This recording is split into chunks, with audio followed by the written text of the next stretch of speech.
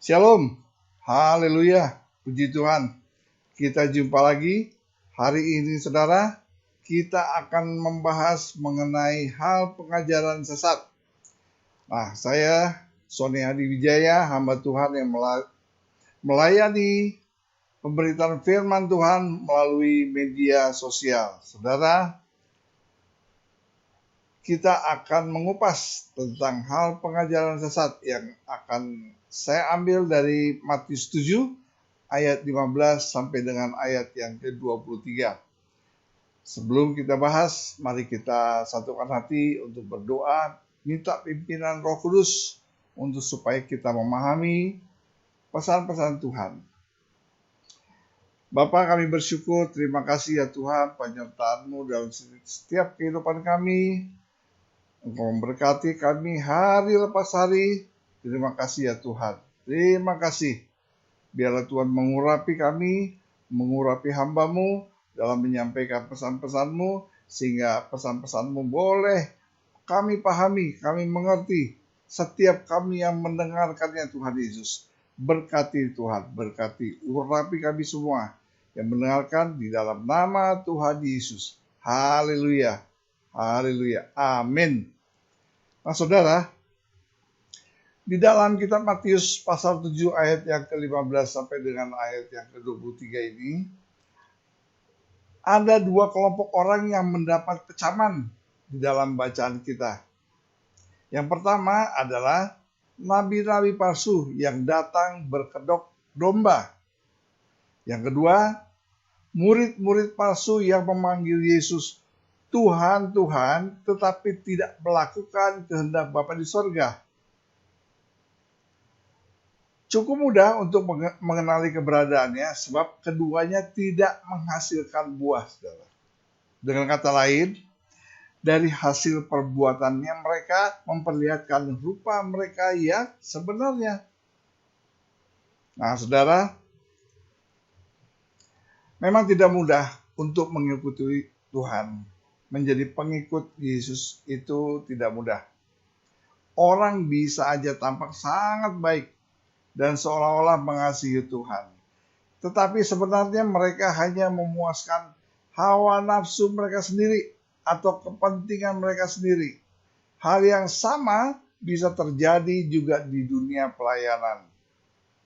Kita begitu rajin melayani sampai-sampai kita lupa melakukannya untuk kemuliaan Tuhan.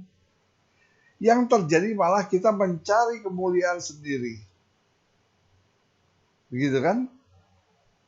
Nah, apa yang semestinya dimaknai sebagai karunia bisa berubah menjadi alat untuk mencari ketenaran dan kehormatan pribadi. Di dalam ayat 19 ini berbunyi sebagai berikut. Ya, kita lihat ayat 19. Setiap pohon yang tidak menghasilkan buah yang baik ditebang dan dibakar. Nah, kata dibakar ini mengaitkan fenomena nabi-nabi palsu dengan penghakiman terakhir. Kapan diadakannya pengadilan itu? Ya kita nggak pernah ada yang tahu, saudara. Ya kan? Tapi pada satu sisi kita tahu dan kita akui bahwa kita tidak dapat berbuat banyak untuk mencegah atau mengatasi setiap problem di dalam komunitas. Tapi kita hidup di dalam zaman akhir ini yang menuntut kita terus berjaga-jaga. Juga bijaksana di dalam praktek hidup kita sehari-hari, saudara. Kita mintalah hikmat agar kita dapat membedakan mana yang berfaedah dan mana yang buruk untuk kehidupan iman kita. Sebab kita menghadapi bahaya yang dapat membuat kita menjadi salah satu dari mereka.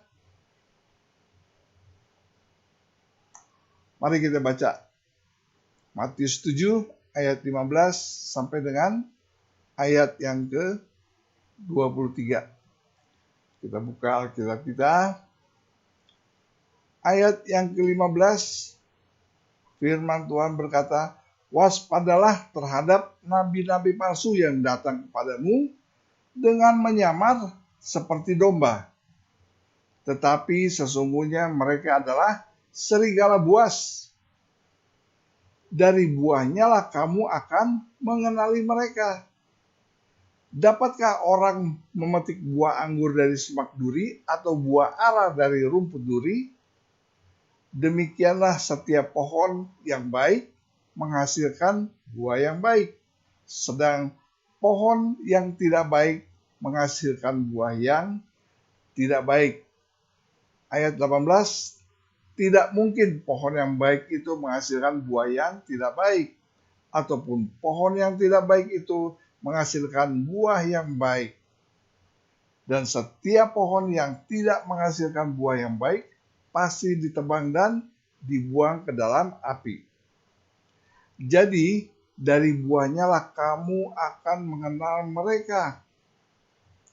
Bukan setiap orang yang berseru kepadaku, Tuhan, Tuhan, akan masuk ke dalam kerajaan sorga, melainkan dia yang melakukan kehendak Bapa-Ku yang di sorga.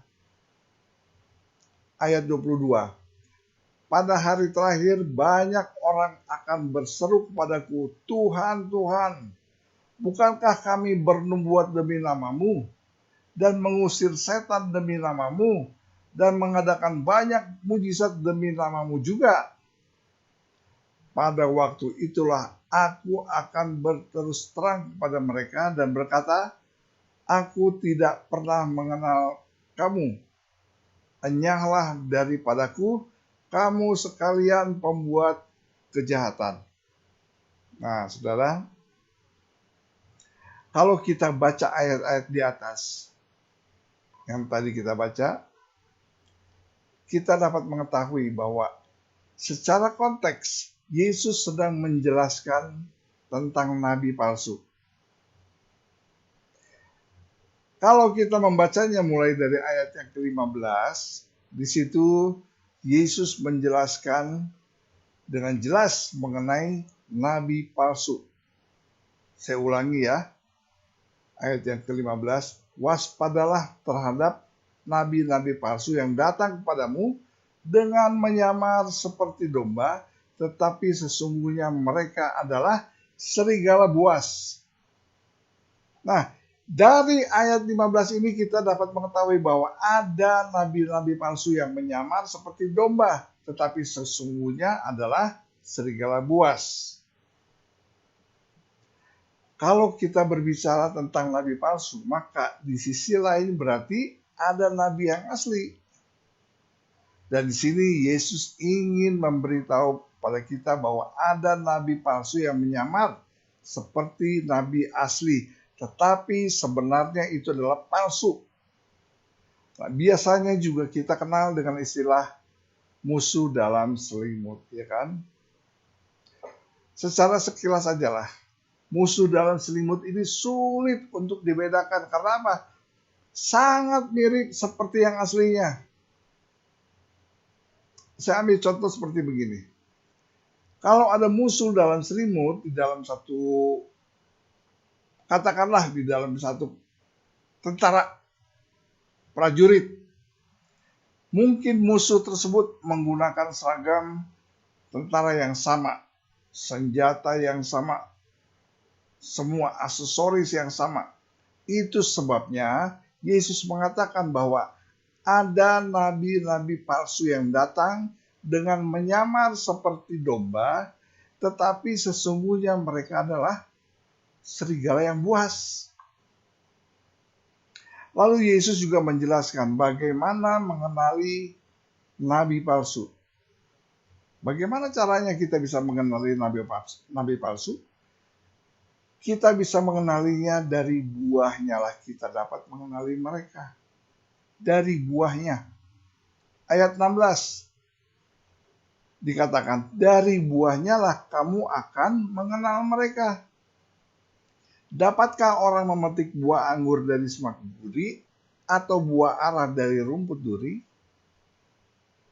Nah, dari ayat sebelumnya, yaitu ayat yang ke-15, Yesus memberitahukan kemiripan atau persamaan antara nabi palsu dengan yang asli. Itu Yesus sebabnya Yesus memberikan sebuah peringatan terlebih dahulu. Waspadalah. Jadi kita harus betul-betul waspada, saudara. Tapi di ayat yang ke-16, Yesus memberitahukan perbedaan juga antara nabi palsu dengan nabi asli. Yaitu dengan cara apa? Dengan cara melihat dari buahnya. Lalu Yesus melanjutkan dengan satu perumpamaan. Perhatikan ayat yang ke-16b. Ya, sudah dimulai nih dengan suatu perumpamaan. Dan ayat yang ke-17 sampai 20 ini juga menjelaskan tentang perumpamaan. Jadi dari sini jelas hubungan dan konteksnya yaitu mengenai apa? Mengenai nabi-nabi palsu dan bagaimana mengenalinya. Di ayat 21 sampai dengan ayat 23 adalah realitas dari perumpamaan tersebut, di mana perbuatan-perbuatan nabi-nabi palsu tersebut ya yang berbuah tidak baik menunjukkan imannya juga palsu. Pohon yang tidak baik. Jadi Tuhan Yesus tidak mungkin menyuruh murid-muridnya melihat iman mereka, iman nabi-nabi palsu ini secara langsung. Karena tidak mungkin manusia bisa melihat ke dalam hati seseorang. Nah, untuk itulah Yesus menjelaskan di dalam ayat 21 sampai 23 sebagai buah dari imannya. Iman para nabi-nabi palsu ini, yaitu pembuat kejahatan. Cukup jelas ya, saudara? Dari perumpamaan yang Yesus jelaskan ini, kita bisa mengambil suatu prinsip, yaitu buah yang baik adalah hasil atau akibat dari pohon yang baik. Nah, di sini logikanya jangan dibalik, saudara. Buah adalah hasil atau akibat, bukan penyebab. Penyebabnya adalah pohon yang baik. Tetapi untuk mengetahui suatu pohon yang baik atau tidak, maka secara fisik kita melihat dari buahnya atau dari yang dihasilkannya. Nah, begitu juga dengan halnya relasi antara iman dan perbuatan. Iman yang sejati menghasilkan buah yang baik atau perbuatan yang baik. Perbuatan baik adalah buah dari iman yang sejati. Perbuatan baik bukanlah penyebab, melainkan hasil atau akibat. Maka di sini logikanya jangan dibalik. Ya. Tapi untuk mengetahui seseorang memiliki iman yang sejati atau tidak, maka kita hanya bisa melihat secara fisik, yaitu melalui buahnya. Alkitab juga mengajarkan bahwa seseorang diselamatkan melalui iman. Saudara catat, Efesus pasal yang kedua ayat yang ke-8. Jadi Tuhan mengajarkan kepada kita bahwa seseorang itu diselamatkan melalui iman. Artinya orang yang memiliki iman yang sejati diselamatkan melalui imannya. Dan orang yang telah menerima keselamatan akan menghasilkan buah yang baik. Nah, di sini logikanya jangan dibalik. Perbuatan bukan penyebab seseorang diselamatkan. Sebaliknya, karena seseorang telah diselamatkan melalui iman yang sejati, maka ia menghasilkan perbuatan baik yang berkenan kepada Allah. Begitu, saudara. Lalu bagaimana dengan ayat yang ke-21 ini yang sering sekali menjadi diskusi banyak orang?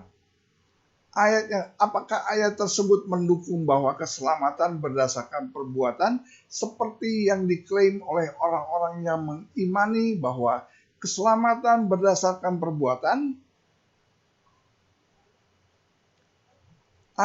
Ayat yang ke-21 sudah saya bacakan kembali ya. Bukan setiap orang yang berseru-seru kepadaku, Tuhan, Tuhan, yang akan masuk ke dalam kerajaan sorga, melainkan Dia yang melakukan kehendak Bapakku yang di sorga. Seperti yang sudah saya jelaskan tadi, bahwa secara konteks Yesus sedang berbicara tentang nabi-nabi palsu dan bagaimana mengetahui mereka adalah nabi-nabi palsu. Kita sudah tahu tadi kan, dari buahnya kita mengetahui bahwa mereka adalah nabi-nabi palsu. Nah, saya akan coba menjelaskan lebih terperinci lagi tentang ayat yang ke-21 ini. Ya kan? Nah, saya akan membagi kalimat ini akan menjadi dua bagian. Yang pertama, bagian pertama nih ya. Bukan setiap orang yang berseru kepadaku Tuhan, Tuhan yang akan masuk ke dalam kerajaan sorga. Dan yang bagian kedua, melainkan Dia yang melakukan kehendak Bapakku yang di sorga. Nah, mari kita lihat secara lebih fokus pada kalimat bagian yang pertama. Kita fokus dulu pada kalimat yang bagian pertama tadi. Nah, sebelumnya saya sudah menjelaskan pada ayat yang ke-15 bahwa ada nabi palsu dan ada nabi yang asli. Dan dari ayat 15 tersebut Yesus mengajarkan bahwa nabi palsu menyamar seperti domba. Dan Yesus memperingati hal ini dengan berkata apa? Waspadalah. Kenapa Tuhan Yesus memperingati dengan berkata waspadalah? Jawabannya adalah karena kemiripan, saudara. Ada kemiripan, ada persamaan yang dibuat atau yang disamarkan oleh nabi palsu, sehingga nabi palsu ini sangat mirip dengan nabi yang asli. Nah, kemudian di ayat yang ke-16 sampai ayat yang ke-18 ini juga menjelaskan mengenai perbedaan antara nabi palsu dengan nabi yang asli. Dan kita lihat di ayat yang ke-21. Maka kita dapat melihat bahwa bagian kalimat pertama adalah persamaan dari nabi palsu dan nabi asli. Sedangkan di bagian kedua dari kalimat tersebut menunjukkan perbedaannya. Nah, kita lihat ya bagian pertama dulu ya. Bukan setiap orang yang berseru kepada Tuhan, Tuhan akan masuk ke dalam kerajaan surga. Dari kalimat ini, Tuhan Yesus ingin sekali menjelaskan persamaan tersebut tidak menunjukkan bahwa orang tersebut nabi asli. Di mana persamaannya? Antara nabi palsu yang menyamar dengan nabi asli yang dimaksud oleh Tuhan Yesus. Jawabannya dari kalimat setiap orang yang berseru kepadaku Tuhan, Tuhan, itu sebabnya Yesus mengatakan bukan setiap orang yang berseru kepadaku Tuhan, Tuhan yang menunjukkan bahwa ia nabi asli. Karena justru ada nabi palsu yang menyamar hal itu. Nah, ini yang menarik justru. Yang kita perlu pahami lebih dalam dari perkataan daripada Tuhan Yesus. Nah, bagi yang menolak atau yang tidak mengimani Yesus sebagai Tuhan dan Juru Selamat, tolong diperhatikan baik-baik kalimat Yesus sebagai itu tersebut. Kalimat tersebut bukan sedang menunjukkan bahwa setiap orang yang berseru-seru kepada Tuhan, kepada Yesus Tuhan, Tuhan, pasti adalah nabi palsu, bukan. Melainkan justru dari kalimat Yesus tersebut menunjukkan bahwa nabi yang asli mengakui dan mengimani bahwa Yesus adalah Tuhan. Tapi nabi palsu menyamarkan hal ini sehingga terlihat seperti nabi asli. Sehingga terjadilah kemiripan atau persamaan antara yang palsu dengan yang asli dalam hal ini. Nih sekali lagi ya, saya garis bawahi ya. Dari kalimat Yesus tersebut justru menunjukkan bahwa nabi yang asli mengakui dan mengimani Yesus sebagai Tuhan dan Juru Selamat. Kalau mengikuti pemahaman orang yang menolak Yesus sebagai Tuhan, Dan jika benar pemahaman mereka bahwa Yesus bukan Tuhan, maka seharusnya Tuhan Yesus berkata, setiap orang yang berseru kepadaku Tuhan, Tuhan, maka orang tersebut tidak akan masuk ke dalam kerajaan surga. Tapi apakah Yesus mengatakan hal itu? Tidak. Saudara, Yesus mengatakan bukan setiap orang. Nah, iya kan? Hati-hati, ini agak sedikit ada kemiripan. Bukan setiap orang. Jadi hal ini menunjukkan Yesus membagi menjadi dua kelompok, yaitu yang asli dan yang palsu. Di mana yang satu memiliki iman yang sejati, sedangkan yang lainnya adalah iman yang palsu. Maka dari kalimat Yesus ini justru kita bisa mengetahui bahwa nabi yang asli justru mengakui dan mengimani bahwa Yesus adalah Tuhan. Kalau Yesus menjelaskan bahwa orang yang menyamarkan dengan pengakuan dan iman yang palsu ini saja disebut sebagai nabi palsu, apalagi yang jelas-jelas menolak Yesus sebagai Tuhan. Ya kan?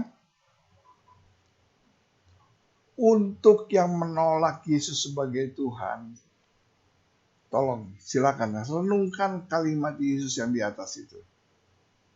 Renungkan. Baca berulang-ulang. Jika orang yang dengan pengakuan dan iman palsu tersebut disebut Yesus sebagai nabi palsu, apakah Anda lebih percaya kepada ajaran manusia yang mengajarkan bahwa Yesus bukan Tuhan?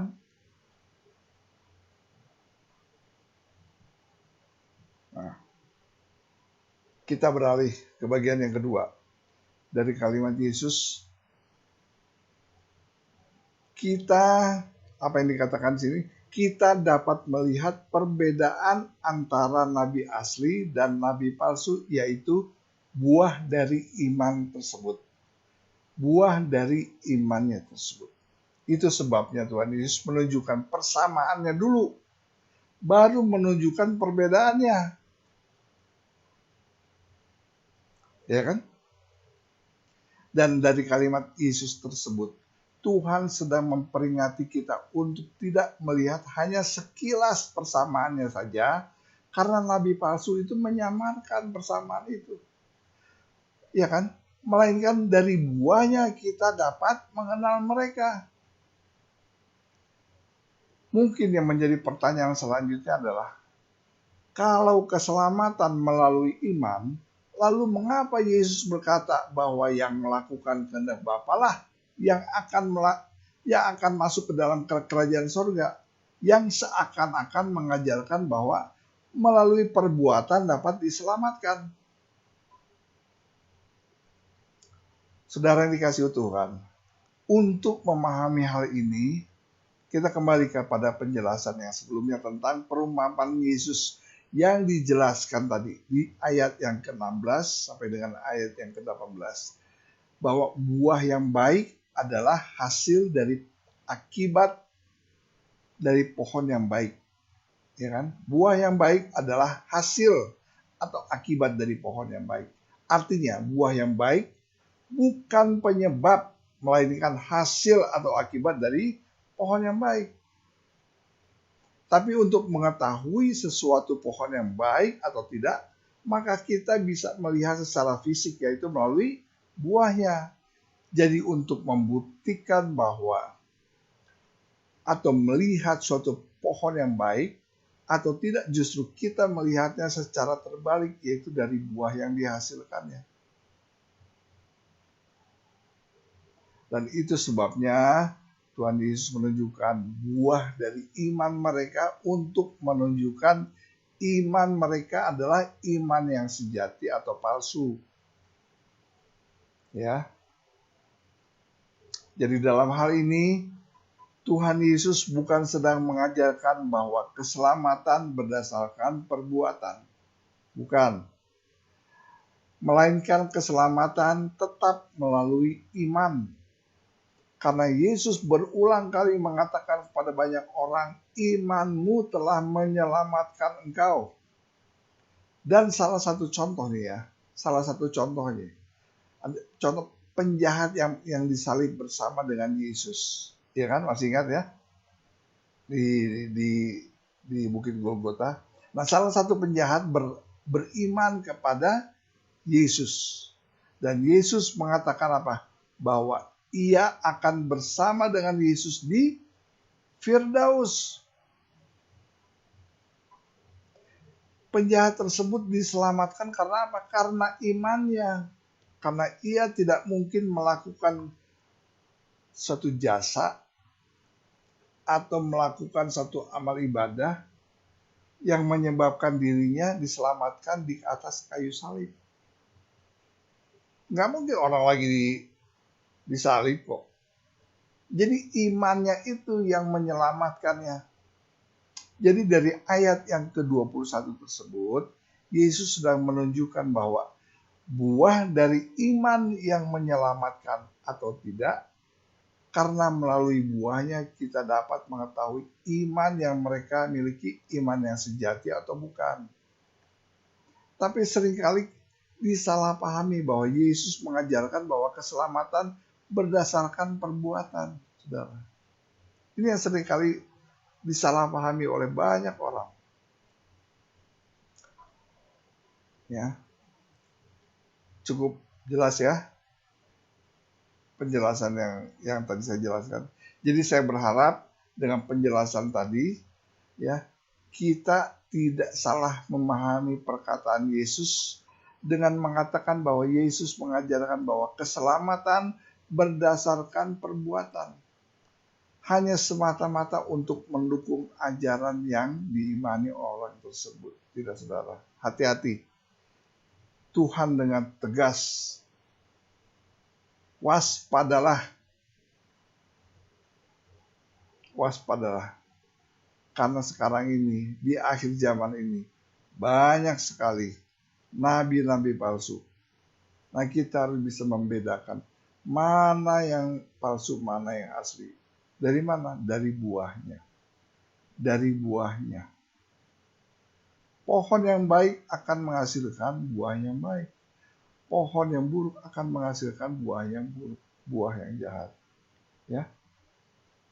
Mari saudara, kita renungkan pesan-pesan Tuhan hari ini, kita renungkan dalam-dalam sehingga kita boleh memahami apa yang menjadi maksud Tuhan di dalam pembacaan firman Tuhan untuk hari ini. Tuhan memberkati kita semua. Mari kita satukan dalam doa. Bapa, kami bersyukur, terima kasih ya Tuhan untuk pesan-pesan-Mu, firman-Mu, firman yang hidup. Biarlah firman-Mu boleh kami mengerti, boleh kami pahami, Roh Kudus. Tolong kami untuk mengerti, untuk memahami apa yang Tuhan maksudkan dengan firman yang sudah Tuhan sampaikan. Tuhan berkati semua yang mendengarkan, Tuhan berkati. Dalam nama Tuhan Yesus, kami sudah berdoa, mengucap syukur. Haleluya, haleluya. Amin.